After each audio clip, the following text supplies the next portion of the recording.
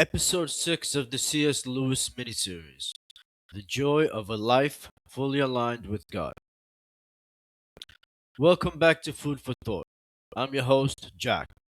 Today we conclude our miniseries exploring the ideas of C.S. Lewis, reflecting on his insights into Christianity, pride, humility, and the long, often difficult journey toward a life fully aligned with God. Over the past episodes, we've confronted some uncomfortable truths. We've looked at the illusion of comfort, the necessity of demolition, the danger of self deception, the depth of pride, and the transforming power of humility. And now we arrive at the question that sits underneath all of it. What kind of life is waiting on the other side of that process? Today we bring it all together and explore the joy and freedom that comes from living not in illusion, not in self protection, but in alignment with truth. Aim at heaven, and you will get earth thrown in. Aim at earth, and you get neither. That was C.S. Lewis from his book Mere Christianity. Lewis had a way of cutting through confusion with a single line, because what he's really saying is this: when you aim your life at what is highest, truth, God, alignment, everything else begins to fall into place. Maybe not perfectly nor easily, but properly. But when you aim at comfort, control, or self preservation, you lose even the things you were trying to protect.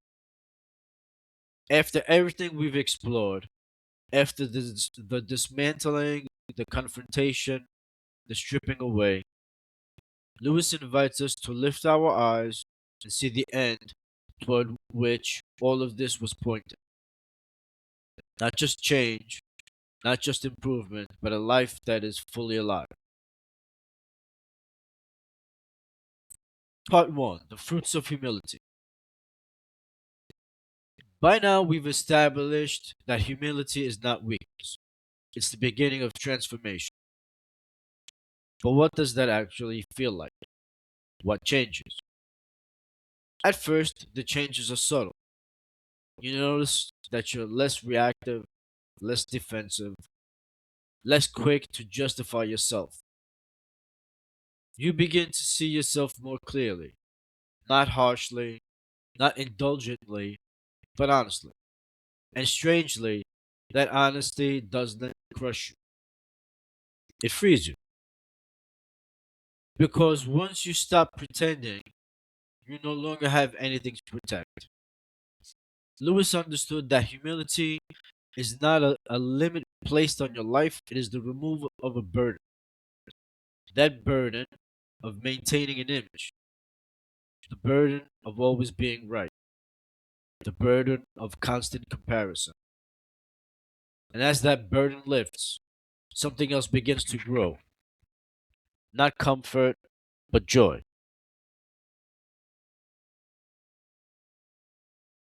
Part 2: Joy is not comfort. This is where most people misunderstand the Christian life. We assume that if we align ourselves with God, life should become easier, smoother, more comfortable. Lewis disagrees completely because comfort is not the goal. Truth is.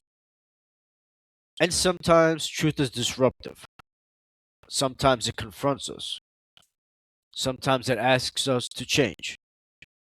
Sometimes it leads us into difficulty rather than away from it. But here's the paradox: joy is not found in avoiding those things, it's found in living within reality, even when that reality stretches us. Joy is deeper than happiness. It is not dependent on circumstances, it is not fragile. It is the quiet, steady assurance that your life is rooted in something real.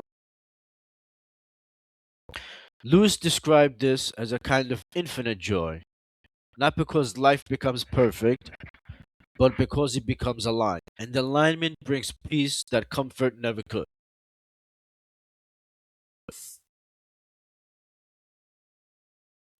Part 3: Freedom from the Self.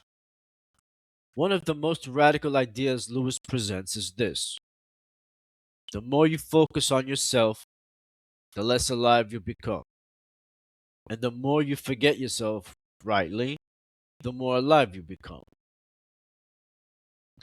Pride traps us in a constant orbit around ourselves. How am I perceived? Am I winning? Am I respected? Am I in control? It's exhausting, but humility breaks that orbit. It shifts your focus outward, toward God, toward others, and toward truth. And suddenly, life opens up. You're no longer analyzing every interaction. You're no longer defending every position. You're no longer measuring your worth against everyone else. You're free. Lewis puts it bluntly: you only truly find yourself when you stop trying to construct yourself. And that's not loss, that's release.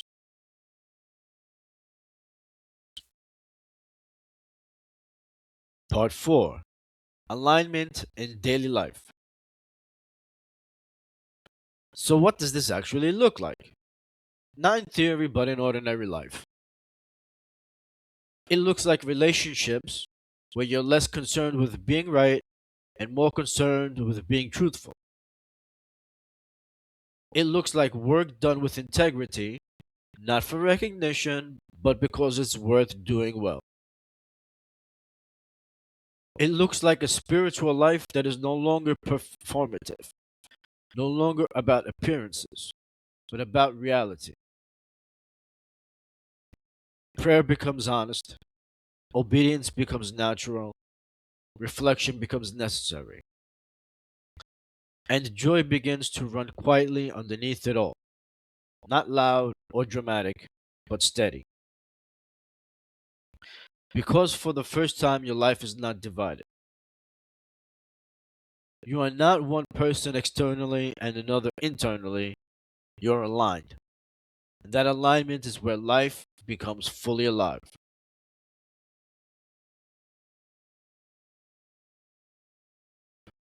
Part 5: The Arc of the Journey. Okay, let's step back for a moment. Because this series has been a journey. We began by questioning comfort. We allowed the illusion of control to be dismantled. We exposed the lies we tell ourselves. We confronted pride at its root. We embraced humility as the turning point. And now we arrive here, not at perfection, but at clarity. Lewis never promised an easy path. He promised a real one, a path that leads not to comfort, but to transformation, not to self preservation, but to wholeness. And that path is open to anyone willing to walk it.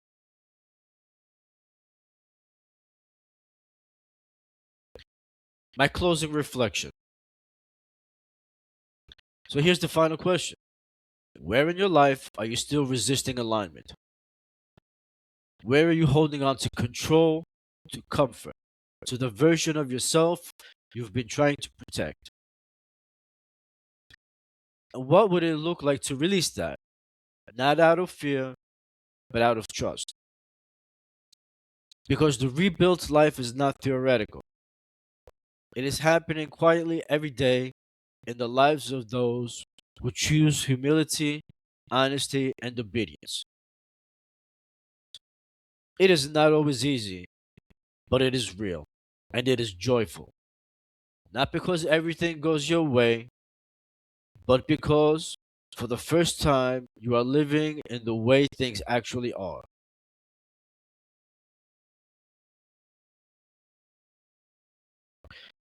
Thanks for joining me for the conclusion of our C.S. Lewis miniseries. As we wrap up, remember to question what you know, Challenge what you believe and see where the truth takes you in your own life. May the journey we've explored together inspire reflection, courage, and a life lived more fully in alignment with God. If anything I said resonated with you, please hit like and subscribe. Maybe tell a friend. I'd love to hear your thoughts, so drop a comment below. I'll see you next time on Food for Thought. Bye.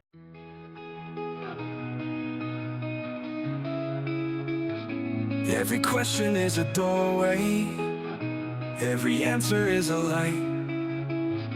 We're all searching for a meaning through the long and restless night. Question what you know, challenge what you believe, and see where the truth takes you.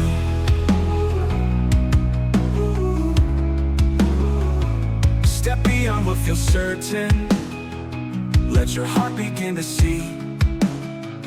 It's the questions that awaken all we're meant to be.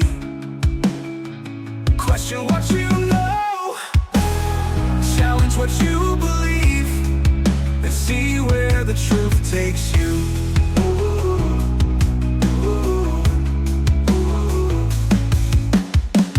Not every answer's found in the light. Sometimes it's the journey through the unknown that brings us home. Question what you know, challenge what you believe, and see where the truth takes you.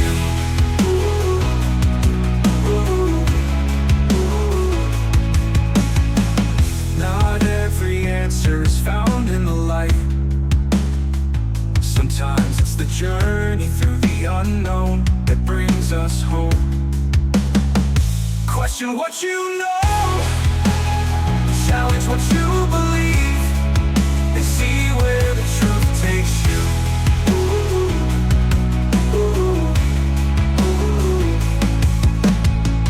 Not every answer's found in the light. Sometimes it's the journey through the unknown that brings us home. Question what you know, challenge what you believe, and see where the truth takes you.